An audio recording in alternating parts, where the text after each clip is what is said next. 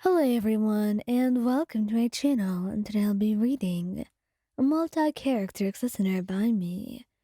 So let's get into it. Midoriya Izuku. Midoriya doesn't know why he was thinking so strangely today.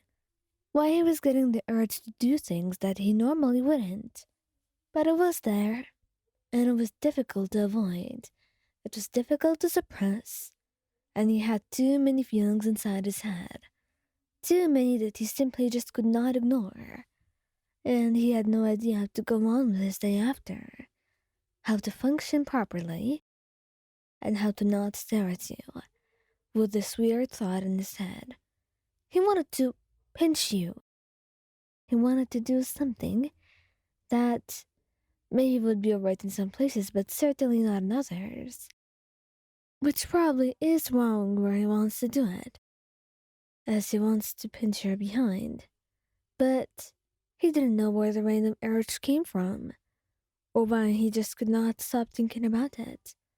Whenever he looked at you, he would keep blushing, trying to avoid your gaze, trying to look elsewhere, and trying his absolute hardest to not think about this any longer.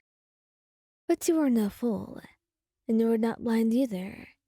You saw him, and you knew what he was going through. You knew what was happening. Not exactly, but you could tell something was on his mind and he didn't know how to tell it to you. So that's why you've been trying your absolute best to gain his attention and try to make it known that you wouldn't mind whatever it is he's thinking. Until he actually goes and does it. And it completely goes against all the expectations you had in your mind. You look at him, blushing brightly, as you try to register what happened to you. Izu, did you just... Wyan, I'm really, really sorry. I'll never do this again, he said, burying his face in his hands, and you had no idea how to react to that. You kind of felt bad for him. And maybe, had it been someone else, had your partner been someone else other than Midoriya, you would have reacted differently. But seeing him act so guilty, you thought that was enough. You really did not need to guilt him further for what he did. It was fine, and you would let it go. Todoroki Shoto. Todoroki actually. He doesn't know where he gets this idea from. Well, he does, but he doesn't know how it entered his brain and just settled there. And he was stuck with it, even wearing shorts all day long. And Dinky just went to Todoroki and told him he could pinch you, and that would make you feel good. He had his own doubts, of course. After all, it was Dinky giving him the tips. But, really, could it hurt to try? He knew it wouldn't hurt you, logically speaking. So, maybe you like it. Maybe you like the many other things that you like, that he does not quite understand yet, or know the justification behind them. It didn't have to make sense for him to make sense for you. That's the logic that he went with to arrive at this point, where he just pinched your behind, making you blush brightly, and let out a soft squeak. Shoto, did you really just do that? You said, your voice high-pitched, and your cheeks bright red. And honestly, he felt himself blushing a bit, nervous. Had he done the wrong thing? Did he mess up everything? But then you just sigh softly, shaking your head at him.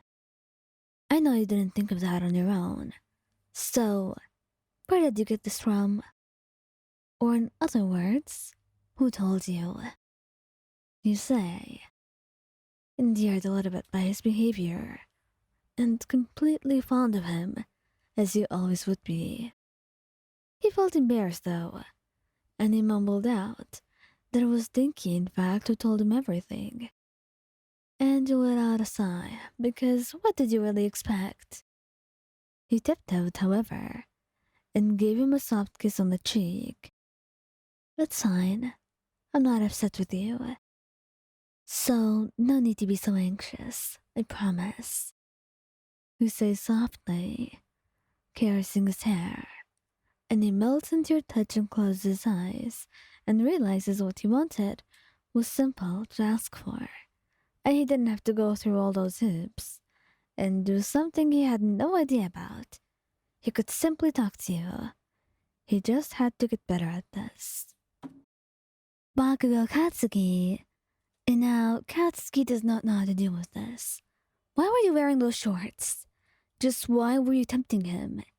He had no idea how to control his own reactions or emotions, or the way he felt like when he saw you just talk around with those tight shorts. And that's why he was getting a little bit irritated. He noticed he was getting antsy, just complaining about nothing and everything, and you just had an inkling of what he was trying to get at. He was flustered. He had emotions, with no idea how to deal with them, and that was the only way he knew how to get them out. How childish, and also endearing. You kiss his cheek, gently, and he looks at you, his eyes wide, and he's blushing. Just what are you doing, Ryan? I'm giving you a chance to tell me what you want. Unless you don't want to take that chance, in that case, I'm more than happy to go on about my day. You say cheerfully, about to leave when his arm wraps around your waist, pulling you all the way back to him. And then he grabs your face gently with his hand and looks at you. His gaze is so intense, and if you were not bold yourself, you would have probably blushed and been unable to meet it. But your eyes meet his own, and you hold his gaze until he gives in and lets out a soft sigh as he leans in to press his lips against yours. This was all he wanted. He wanted to make you feel like you were his, to know that you were his, because you got so possessive when you were wearing something like that. And he was not ready to take things a step further, but he was more than ready to let you know what you already have. And he did need a reminder every now and then. He didn't mind how you spent that night at all. The way that you were in his arms, or the way that you were kissing for almost an hour. But you do wish more could have happened.